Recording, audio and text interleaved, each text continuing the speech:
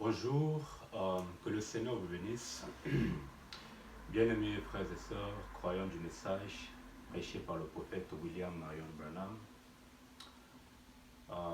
à tous les bien-aimés qui me suivent en ce moment, ici aux États-Unis, au Canada, en Amérique latine, en Europe, en Asie orientale et occidentale, dans l'Océanie, en Australie et plus précisément en Afrique. Mon nom est le frère McLaurin Ondan. Je suis votre frère en Christ et je viens par la présente vidéo pour pouvoir parler d'une manière officielle d'une fondation, une association, une organisation non gouvernementale telle que j'ai eu à intituler Tabernacle Média. Et je viens officiellement dire les raisons principales qui m'ont poussé à créer cette organisation. Cette organisation n'est pas seulement une fondation, mais aussi c'est une chaîne qui se trouve sur YouTube, sur Facebook et bientôt ça sera sur Instagram. Pour ceux qui ont mon numéro de téléphone, ils me suivent souvent sur WhatsApp quand je fais souvent mes posts. Ça fait aujourd'hui pratiquement plus d'une année que j'ai eu à créer cette fondation, cette chaîne. Et la création de cette chaîne, de cette fondation, est due face à un certain nombre de choses que j'ai eu à constater, que j'ai eu à voir. Alors, je vais ici, dans cette vidéo, je ne vais pas parler de toutes les préambules ou tous les points, mais je vais juste faire une introduction parce que il y a tellement beaucoup de choses qui m'ont poussé à créer cette chaîne ou cette fondation. Et au fur et à mesure, je vais parler de tous ces points-là. Mais la vidéo d'aujourd'hui permet juste de mettre, de placer les bases. Et avec le temps, je vais devoir développer ces points-là. Et aussi, comme je l'ai signalé récemment sur un post que j'ai fait sur Facebook et puis sur WhatsApp, il y aura des gens que je vais commencer à inviter sur ce plateau pour venir un peu parler des différents points que je vais énumérer tout à l'heure. Alors, quelles sont les motivations ou les points préambules qui m'ont permis et m'ont poussé de pouvoir créer cette chaîne? Ça me fait aujourd'hui pratiquement 11 ans depuis que je suis ici aux États-Unis, plus précisément à Boston, dans l'État de Massachusetts. Et j'ai constaté que un grand nombre de mes compatriotes africains veulent venir aux États-Unis, veulent étudier aux États-Unis, veulent venir et rester ici, étudier. Mais quand ils arrivent ici dans ce pays, ils sont confrontés face à des problèmes, face à des circonstances. Généralement, le problème que j'ai constaté, pour lequel les gens rencontrent souvent des difficultés, c'est ce que j'appelle par le problème de l'information. C'est quoi l'information? L'information du genre, quand quelqu'un arrive dans ce pays, qu'est-ce qu'il est censé faire pour s'installer, pour s'établir ici? Quelles sont les difficultés que la personne peut rencontrer et comment éviter certaines difficultés? Comment échapper à certaines erreurs? Il y a pas mal des étrangers de toutes les nationalités, surtout nous les Africains, qui sont venus dans ce pays. Ça fait beaucoup d'années qu'ils sont ici, mais il n'y a pas de changement, hein, il n'y a pas d'évolution. Hein, ils sont là dans des difficultés, mais pourtant c'est un pays d'opportunités, c'est un pays qui nous offre des opportunités, mais les gens ne savent pas comment bénéficier de ces opportunités. cela est dû à quoi? À un problème de manque d'information.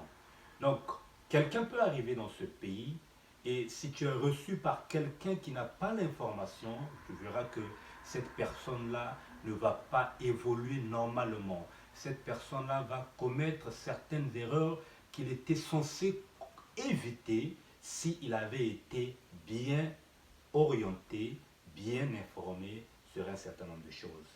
Donc, je suis en train de parler en fait de l'immigration de façon générale. Mais comme je l'ai dit tout à l'heure, cette vidéo, c'est juste l'introduction d'un certain nombre de choses que je vais parler dans le futur.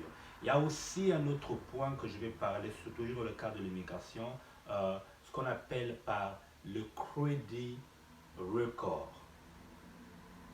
Les gens, souvent, quand ils arrivent ici, beaucoup ne savent pas ce que c'est le credit record. Beaucoup ne savent pas ce que c'est le credit report. Donc, il y a le credit record et le credit report. C'est quoi le crédit? Vous voyez, beaucoup ne savent pas. Beaucoup des étrangers, des Africains, quand ils viennent ici, voilà, ils se mettent à emprunter de l'argent auprès des banques, auprès des magasins, à se faire des credit cards, à emprunter de l'argent, ne savent pas comment gérer ces cartes, comment gérer ces prêts. Toutes ces choses, les gens ne savent pas. Et à la fin, ils se retrouvent avec un mauvais crédit. Et quand tu te retrouves avec un mauvais crédit, tu auras des difficultés de pouvoir prendre un autre crédit dans une autre banque ou bien quelque part. Tu auras des difficultés pour prendre une voiture, par exemple, pour acheter une voiture. Tu auras une difficulté pour acheter, par exemple, une maison. Pourquoi? Parce que les gens n'ont pas assez d'informations. Alors, dans ces vidéos que je suis en train de faire et celles qui vont venir par la suite ou dans le futur, on va parler avec d'autres invités que je vais avoir sur mon plateau. On va parler du credit record, credit report, credit card. C'est quoi? Qu'est-ce qu'il faut faire pour avoir un bon crédit? Si tu n'as plus un bon crédit, qu'est-ce qu'il faut faire pour réparer cela? Ça, ce sont des choses que les gens ne savent pas. Pas peut-être tout le monde, mais beaucoup de gens, c'est le constat que j'ai fait après avoir visité, voyagé dans ce pays, visité pratiquement plus de 40 États aujourd'hui. J'ai fait ce constat, les gens n'ont pas assez d'informations. Beaucoup de gens arrivent ici, ne savent pas que nous avons ici des universités, des écoles où tu peux aller étudier et bénéficier même de ce qu'on appelle par des aides financières, des bourses. Donc, les gens ne connaissent pas ces histoires. Beaucoup n'ont pas ces informations. Quand il arrive ici, il trouve un travail où on lui paye 18 $, 17 $. Alors, pour lui, c'est fini. Il se contente de ça. Alors qu'il oublie qu'il peut aller à l'école, repartir et bénéficier d'une certaine formation et gagner plus que ça. Donc, ils ne savent pas comment prendre une inscription à l'université, comment prendre une inscription au collège. Donc, toutes ces choses, on va parler de ça dans les vidéos qui vont arriver. Donc, il y a aussi un autre point que j'ai eu à constater. Comment acheter une maison ici? Les gens ne savent pas quelles sont les procédures qu'il faut acheter. J'entends souvent les gens dire, voilà, je suis venu aux États-Unis, moi je ne vais jamais payer la maison aux États-Unis. Je vais seulement rester. Oui, tu ne vas jamais payer la maison. Mais l'appartement que tu es en train de louer, tu le payes bien sûr. Tu ne pourras jamais vivre dans cet appartement gratuitement. Tu le payes, mais tu oublies que tu es en train de payer un mortgage pour quelqu'un d'autre, parce que cette maison ne t'appartient pas. Mais si tu as acheté ta propre maison, tu es non pas seulement en train de payer ta propre maison, mais tu es en train de faire ce qu'on appelle par un investissement personnel et privé. Vous voyez? Donc, toutes ces informations, ce sont des choses que beaucoup ne connaissent pas et on va parler de ça dans des vidéos que je vais faire dans les prochains jours. Donc, on va étudier point par point. C'est quoi le credit record? C'est quoi le credit card? C'est quoi toutes ces choses? Et il y a aussi un autre point que j'ai eu à constater. Beaucoup de gens qui viennent dans ce pays, comme je le disais tout à l'heure, ne veulent pas se former. Ils veulent juste se contenter des petits boulots, il est là. Mais alors qu'il y a des possibilités où tu peux étudier dans ce pays, tu fais une formation d'une année par exemple, mais tu gagnes 40 dollars par exemple. Tu gagnes 30 dollars, oui, vous pouvez être surpris. Il y a des formations comme ça.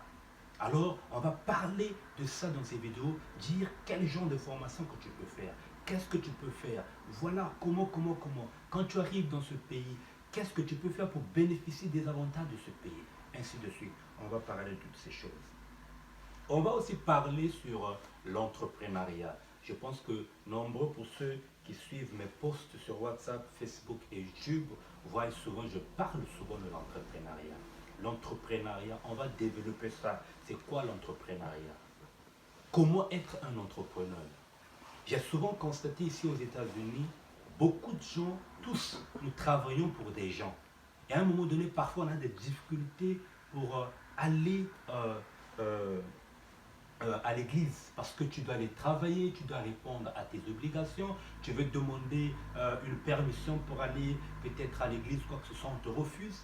Mais par contre, il y a une possibilité où les gens peuvent devenir des entrepreneurs, que ce soit ici aux États-Unis ou soit en Afrique. Mais le problème qui est là, comment commencer l'entrepreneuriat? Qu'est-ce qu'il faut faire? Dans quoi faut-il investir? Donc, tous ces aspects-là, les gens ne savent pas et on va essayer de parler de ça dans ces vidéos. Est-ce qu'il faut investir aux États-Unis? Est-ce qu'il faut investir en Afrique? S'il faut investir aux États-Unis, quelles sont les règles qu'il faut suivre? Quelles sont les choses qu'il faut faire? Quels sont les points qu'il faut accomplir? S'il faut investir en Afrique, qu'est-ce qu'il faut faire? S'il faut investir en Europe, au Canada, partout, qu'est-ce qu'il faut faire? On va parler de toutes ces choses dans ces vidéos. Il y aura des entrepreneurs qu'on va inviter et on va les interviewer sur la base de leur expérience. Alors, on va aussi parler, toujours dans le cadre de l'immigration, du programme JV Lottery. Pour ceux qui suivent souvent mes vidéos, vous savez souvent, chaque année, j'aide souvent les gens à appliquer au programme JV Lottery et on va encore parler de ça de façon détaillée. Alors, pour terminer, et la prochaine vidéo, c'est par là qu'on va commencer.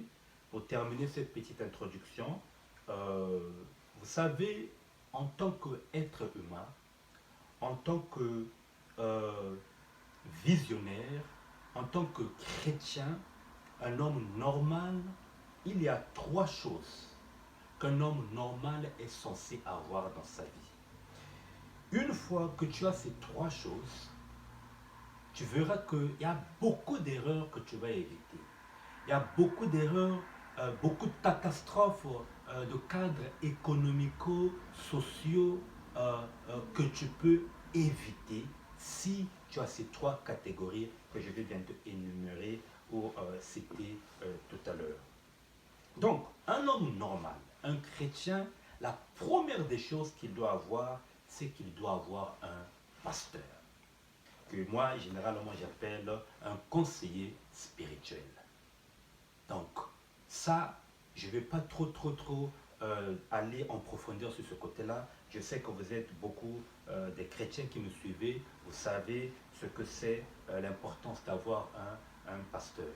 Ce que c'est l'importance d'avoir un pasteur. Donc, je ne vais pas trop développer ce côté spirituel. Je vais vous laisser vous-même la responsabilité. Mais je vais juste énumérer qu'un chrétien normal doit avoir un pasteur. Ça, c'est le premier point.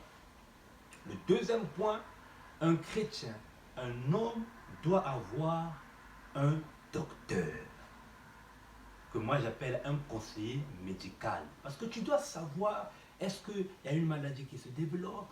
Est-ce que tu es en bonne santé? Tout ça là, si tu es malade, quel genre de médicaments qu'il faut prendre? Voilà, il faut se faire consulter chaque 2 mois, chaque 3 mois. Toutes ces choses, tu ne peux pas le faire à la maison seul. Tu ne peux pas le faire comme ça. Tu dois avoir un conseiller médical, généralement qui sont des docteurs. Donc, le deuxième point, c'est qu'un chrétien doit avoir un docteur. Et le dernier point, un chrétien doit avoir un conseiller financier. Tu travailles, mais tu ne sais pas gérer l'argent. L'argent entre, tu ne sais pas quoi faire avec. Donc, quelqu'un doit avoir un conseiller financier. Et pour ceux souvent qui vivent dans les pays développés, il y a des gens qui sont là pour donner des conseils dans le cadre financier. Pas seulement aux États-Unis ou dans les pays développés, mais même aussi en Afrique. Donc, ce sont ces 3 conseillers. Conseiller spirituel, conseiller médical, conseiller financier. Alors, mes amis, merci beaucoup. C'est par là que je vais terminer cette petite vidéo qui est juste une introduction d'un grand nombre de points qu'on va parler, l'immigration, sur l'entrepreneuriat, toutes ces choses. Voilà, on va en parler en long et en large. Merci pour votre attention. Que le Seigneur Jésus-Christ vous bénisse richement. Je vous aime tant. C'est votre frère Marc Lorraine Andor sur la chaîne, la fondation et l'association Tabernacle Média. Que le Seigneur vous bénisse. Au revoir. Bye bye. Shalom.